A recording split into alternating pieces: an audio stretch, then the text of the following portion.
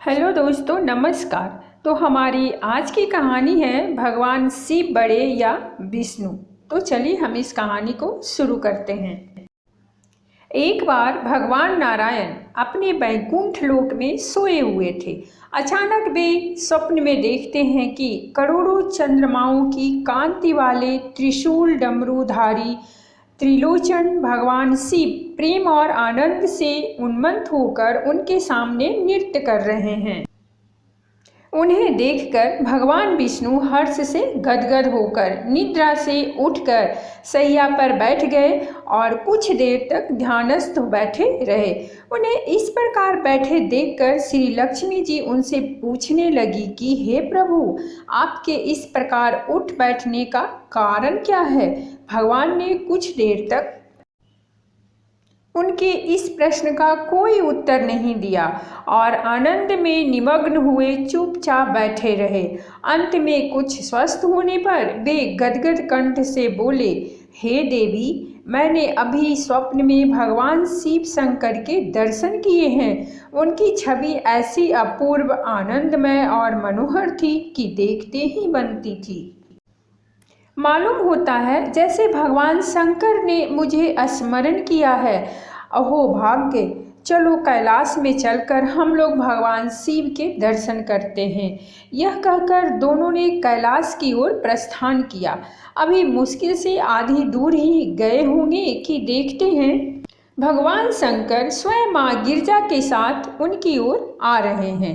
अब भगवान के आनंद का क्या ठिकाना, मानो बिन मांगे मन की मुराद पूरी हो गई हो। पास आते ही दोनों परस्पर बड़े प्रेम से मिले। प्रेम और आनंद का समुद्र उमड़ पड़ा। एक दूसरे को देखकर दोनों के नेत्रों से आनंद आश्रु बहने लगे और शरीर पुलकायमान हो गया। दोनों ही एक दूसरे से लिपटे हुए कुछ देर खड़े रहे। प्रश्नोत्तर होने पर मालूम हुआ कि भगवान शंकर जी ने भी रात्रि में इसी प्रकार का स्वप्न देखा है।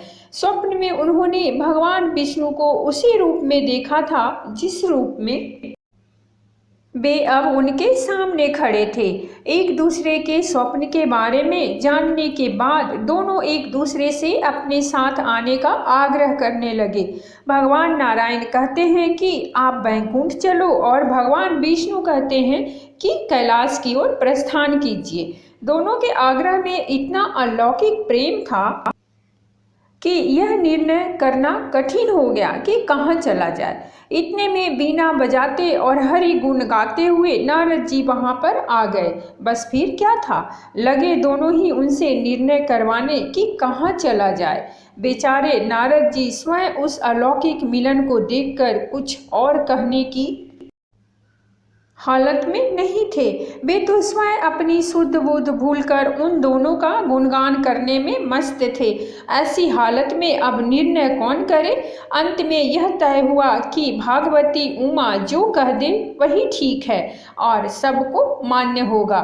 भागवती उमा पहले तो कुछ देर चुप रही, फिर दोनों को लक्ष्य करके बोली, हे नाथ, हे नारायण, आप लोगों के निश्चल और अनन्य और अलौकिक प्रेम को देखकर तो यही समझ में आता है कि आपके निवास स्थान अलग अलग नहीं हैं। जो कैलाश है वही बैकुंठ है और जो बैकुंठ है वही कैलाश है।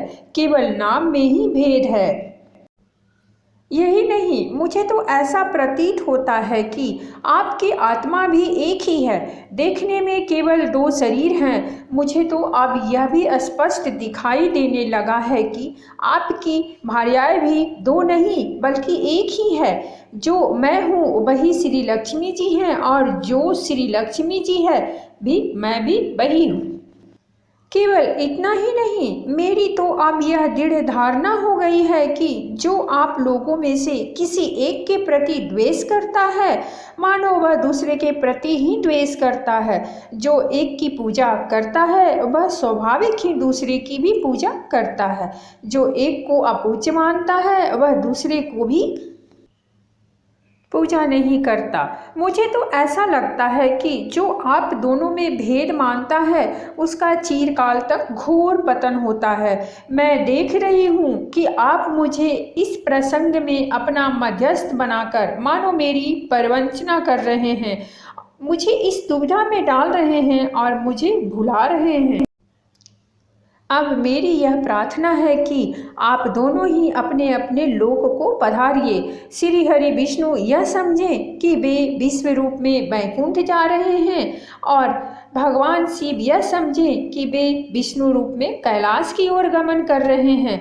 इस उत्तर को सुनकर दोनों परम प्रसन्न हुए और भगवती उमा की प्रशंसा करते हुए दोनों अपने अपने लोक को चले गए। लौटकर जब विष्णु बैकुंठ पहुँचे तो श्री लक्ष्मी जी उनसे पूछने लगी कि हे प्रभु, आपको सबसे अधिक प्रिय कौन है?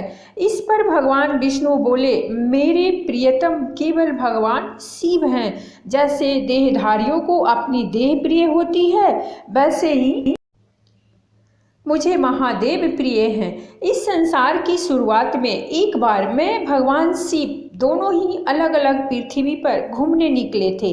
मैं प्रियतम की खोज में यह सोचकर निकला था कि जो मेरी ही तरह अपने प्रियतम की खोज में देश देशांतर में भटक रहा होगा, वही मुझे अकारण ही प्रिय होगा। फिर थोड़ी देर बाद ही वहाँ पर मेरी भेंट भगवान शंकर जी से हो गई। जैसे ही हम मिले मुझे लगा कि जैसे हम एक दूसरे से अलग नहीं हैं, अलग अलग दो घड़ों में रखे हुए जल की भांति मुझ में और उनमें कोई अंतर नहीं है।